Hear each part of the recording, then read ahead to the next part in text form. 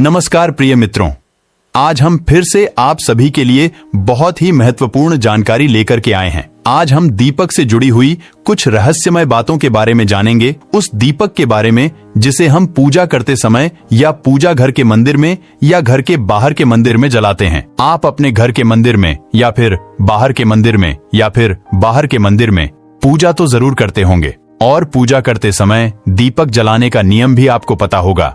आपको पता होगा कि जिस दीपक को आप जिस भगवान का नाम लेकर जलाते हैं, कहीं वह दीपक कुछ गलत संकेत तो नहीं दे रहा है। आपके दीपक की बात ही पूरी जल जाती है या फिर दीपक में घी और अधजली बाती बच जाती है, और कहीं आपके दीपक की बाती पर फॉल तो नहीं बनता। और तो और दीपक की बाती पर फॉल बन जाने का क्या मतलब होता है? तो क्या आप जानते हैं कि दीपक की बाती का पूरा जल जाना और बाती का बच जाना क्या संकेत देता है? कहीं के जीवन की सभी परेशानियों की वजह आपकी लगाई हुई दीपक से तो नहीं जुड़ी हुई है। कहीं आप पहले से जले हुए दीपक में तो बात ही नहीं जलाते हैं। और क्या आपके पूजा का दीपक पुराना है या नया? आखिर कितने सालों से उस दीपक का इस्तेमाल कर रहे हैं? कहीं आपकी की तो आदत नहीं है थोड़े दिनों के बाद दीपक को बदल देने की। तो दोस्तों, आपको जानकर हैरानी होगी कि आप अपने पूजा घर के मंदिर में दीपक जलाते समय अगर यह गलती करते हैं तो आपको इसका परिणाम भुगतना ही होगा। और दीपक की बात ही का पूरा जल जाना और बच का जाना भी अलग अलग संकेत देता है, जो हमारे लिए जानना बहुत जरूरी है। तो इन्हीं सब बातों को जानने के लिए इस वीडियो में अंत तक हमारे साथ बने रहिएगा। दोस्तों, जब हम पूजा का हैं तो हमारा दीपक कभी कभी अचानक से बुझ जाता है, और कभी कभी ऐसा होता है कि हमारी पूजा होने के बाद हम उस दीपक को भगवान के सामने जलता छोड़ देते हैं। लेकिन कुछ समय के बाद में दीपक खुद ब खुद बुझ जाता है और उसमें अब जली बात ही और भी बचा रह जाता है, और कभी कभी तो हमारे दीपक की बात ही पूरी जल जाती है और उसमें फल भी बन जाता है। तो इनके अलग अलग नकारात्मक और सकारात्मक परिणाम होते हैं। तो सबसे पहले ये जानते हैं कि अगर हमारे दीपक में फॉल बन रहा है तो इसका क्या मतलब होगा। उससे पहले दोस्तों, अभी तक हमारे वीडियो को लाइक नहीं किया हो तो एक लाइक कर दीजिए और चैनल को सब्सक्राइब करना ना भूलें, और कमेंट बॉक्स में जय सीताराम, जय भागेश्वर, धाम सरकार लिखना ना भूलें, ताकि भाग्यशाली की कृपा आपके ऊपर सदा बनी रहे।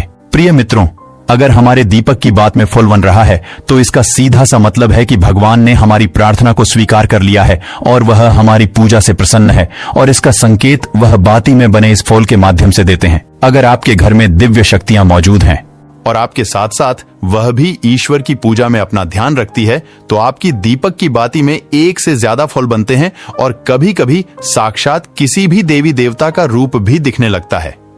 तो अगर आपके दीपक की बाती में फॉल बन रहा है तो आप सच में बहुत भाग्यशाली हैं। और इसी के साथ दीपक जलाने के भी कुछ खास नियम आपको जरूर जानना चाहिए। दोस्तों, अगर आप पहले से जले हुए दीपक में अपनी बात रख कर जलाते हैं तो ऐसा करने से दुर्भाग्य आपका पीछा कभी नहीं छोड़ता है। अगर दीपक में पहले से जली हुई बातें की राख या फिर रोई और क्लॉज है और आपने अपनी बात ही इसमें रखकर जला दी, तो ऐसा करने से भगवान आपसे प्रसन्न होने की बजाय आपसे नाराज हो जाते हैं, और आपको इसके बहुत ही भयानक परिणाम देखने को मिलते हैं, और आपके बनते काम बिगड़ने लगते हैं। आपकी तिजोरी का धन खर्च होने लगता है और आपके धन आने के सारे रास्ते भी बंद हो जाते हैं। तो हमेशा यह ध्यान रखें कि जब भी आप दीपक जलाएं, आप हमेशा साफ सुथरे दीपक का ही इस्तेमाल करें। दोस्तों, इसी के साथ कुछ लोगों की आदत होती है कि वह हर थोड़े दिन बाद अपने दीपक को बदल देते हैं। तो इस पर गुरु जी का कहना है कि आप जिस दीपक से पूजा करते हैं, आप उस दीपक को कभी मत बदलिए, आप उस दीपक को सिद्ध हो जाने दीजिए। जब कोई दीपक रोजाना भगवान के सामने जलता है तो वह दीपक समय के साथ सिद्ध हो जाता है। भगवान की सकारात्मक ऊर्जा, भगवान का ऑरा, भगवान की ऊर्जा उस दीपक में आ जाती है, और जब भी आप वो दीपक जलाते हैं तो आपका तन और मन दोनों पवित्र हो जाते हैं। तो आप हर रोज उस दीपक को साफ कीजिए, फिर उसमें बात ही रखकर जलाएं। आप जितनी बार भी दीपक जलाएं, उतनी बार उस दीपक को साफ करके बार बार उसी दीपक में बात ही जलाएं। लेकिन अगर आप गलती से भी उस दीपक को बदलते हैं तो आपकी तरक्की में रुकावट आ सकती है। इसलिए आप अपने दीपक को कभी भी मत बदलना। 10 साल 20 साल तक आप उसी दीपक में लगातार बात जलाएं। इससे आपका दीपक सिद्ध हो जाएगा और आप इसका चमत्कार अपने घर में भी देख सकते हैं। अगर आपके घर में कोई भी रोगी हो, बीमार हो या किसी का बुखार नहीं जा रहा हो, तो आप इस दीपक को थोड़ी देर के लिए किसी बर्तन में डालिए और अब उस रोगी को यह पानी पिला दीजिए। 10 से 15 मिनट के भीतर उसका बुखार उतार जाएगा। वहीं अगर आपके घर में किसी को नजर लगी हो या फिर आपके व्यापार में किसी की नजर लगी हो, आपका धंधा अच्छे से नहीं चल रहा हो, तो भी आप इस दीपक को तांबे के बर्तन के भीतर पानी में भरकर उसमें डाल दीजिए और रात भर के लिए छोड़ दीजिए। अगले दिन सुबह पानी का छिड़काव अपने घर में और अपनी दुकान पर करिए। ऐसा करने से आपको साफ साफ परिणाम दिखाई देंगे, क्योंकि जब हम लगातार एक ही वस्तु का प्रयोग अपनी पूजा में करते हैं तो वह वस्तु शुद्ध हो जाती है। भगवान की जो ऊर्जा होती है वह उस वस्तु में समा जाती है। तो कभी भी अपने मंदिर के दीपक को बदलने की गलती ना करें। दोस्तों, अगर आप के मंदिर का दीपक टूट जाता है या खराब हो जाता है या खंडित हो जाता है, आप तभी उस दीपक को बदल सकते हैं। लेकिन फिर भी आप उस दीपक को ना फेंकें, बल्कि इसे अपने घर में संभाल कर रखें, क्योंकि यह भगवान की सकारात्मक ऊर्जा का भंडार होता है। वहीं अब आपको यह भी बता देते हैं कि अगर आपके दीपक की बात पूरी नहीं जलती है, आपके दीपक में ही बच जाती है, तो इसका क्या परिणाम होता है।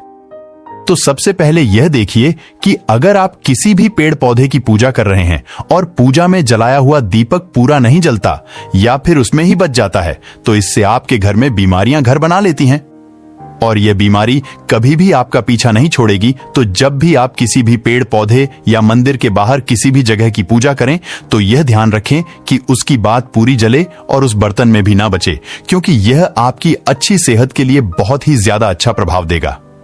वहीं अगर आपके घर के मंदिर में दीपक की बाती पूरी नहीं चलती है, पूजा करते समय दीपक बार बार बुझ जाता है, तो जरूर आपके घर में नकारात्मक ऊर्जा का वास है और यह आपकी पूजा में विघ्न डालने का काम करती है। दोस्तों, हमारे घर में अगर कोई बुरी शक्ति होती है या फिर कोई ऐसी ऊर्जा होती है जो यह नहीं चाहती कि आपके घर में भगवान की कृपा हो और आपके घर में सकारात्मक ऊर्जा हो, तो यह आपकी पूजा सफल नहीं होने देती। क्योंकि दोस्तों, एक वातावरण में एक ही तरह की ऊर्जा रह सकती है, या तो सकारात्मक या नकारात्मक और बुरी शक्तियां होती हैं। वह यह कभी भी नहीं चाहती कि आपके घर में देवी शक्तियों का वास हो, क्योंकि अगर आपके घर में भगवान ने अपनी कृपा की तो उन बुरी शक्तियों और ऊर्जाओं को आपके घर से जाना पड़ेगा। तो यह बुरी शक्तियां हमेशा इसी कोशिश में रहेगी कि आपकी पूजा में रुकावटें आएं और इन्हीं के प्रभाव से हमारा दीपक बार बार बुझ जाता है या फिर हमारे दीपक की बात ही पूरी नहीं जलती। तो इस सब से बचने के लिए आपको क्या करना है कि सच्चे मन से भगवान का स्मरण करना है और जब भी आप दीपक जलाएं तो भगवान से सबसे पहले यह प्रार्थना करें कि आपके आसपास जितनी भी नकारात्मक ऊर्जा हो वह आपसे दूर रहे, भगवान की कृपा आप पर बनी रहे।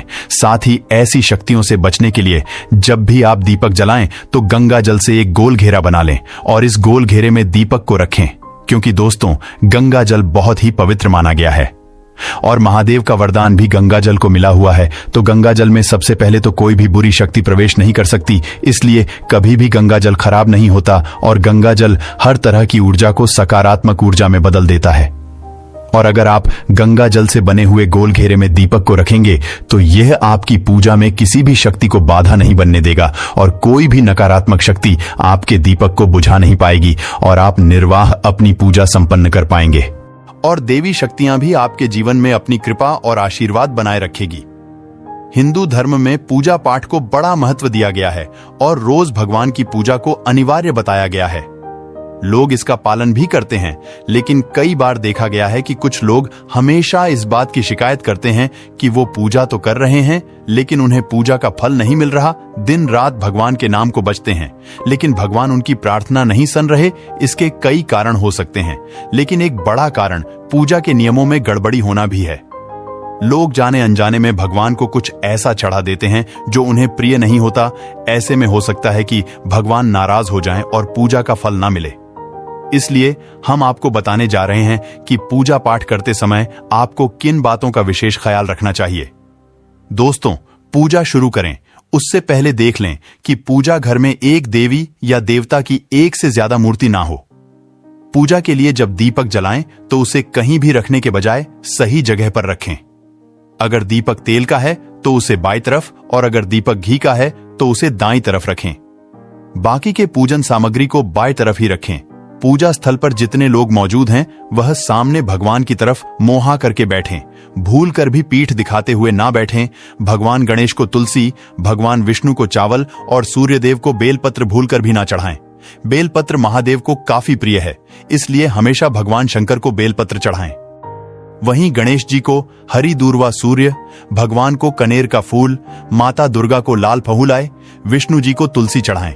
कई लोगों की आदत होती है पूजा के बाद मूर्ति पर चढ़े सिंदूर को अपने माथे पर लगाने का, ऐसा भूल कर भी ना करें। कभी भी दीपक से दीपक ना जलाएं। पूजा करने के बाद भगवान से भूल चूक से हुई गलतियों के लिए क्षमा जरूर मांगे और अपने मंदिर में सिर्फ प्रतिष्ठित मूर्ति ही रखें।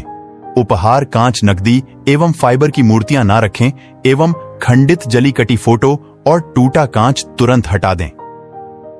शास्त्रों के अनुसार खंडित मूर्तियों की पूजा वर्जित की गई है। जो भी मूर्ति खंडित हो जाती है उसे पूजा के स्थल से हटा देना चाहिए और किसी पवित्र बहती नदी में प्रवाहित कर देना चाहिए। खंडित मूर्तियों की पूजा अशुभ मानी गई है। इस संबंध में यह बात ध्यान रखने योग्य है कि सिर्फ शिवलिंग कभी भी किसी भी अवस्था में खंडित नहीं माना जाता है। पूजा घर में मूर्तियां 1 से 11 इंच तक की होनी चाहिए, इससे बधी नहीं होनी चाहिए तथा खड्डे हुए गणेश जी, सरस्वती जी, लक्ष्मी जी की मूर्तियां घर में नहीं होनी चाहिए। तो दोस्तों, उम्मीद करते हैं कि आपको हमारे द्वारा बताई गई यह जानकारी पसंद आई होगी। तो वीडियो को लाइक करें और कमेंट में जय सीताराम, जय हनुमान, जय भागेश्वर धाम सरकार जरूर लिखें। आज के लिए बस इतना ही, मिलते हैं किसी नई जानकारी के साथ। धन्यवाद।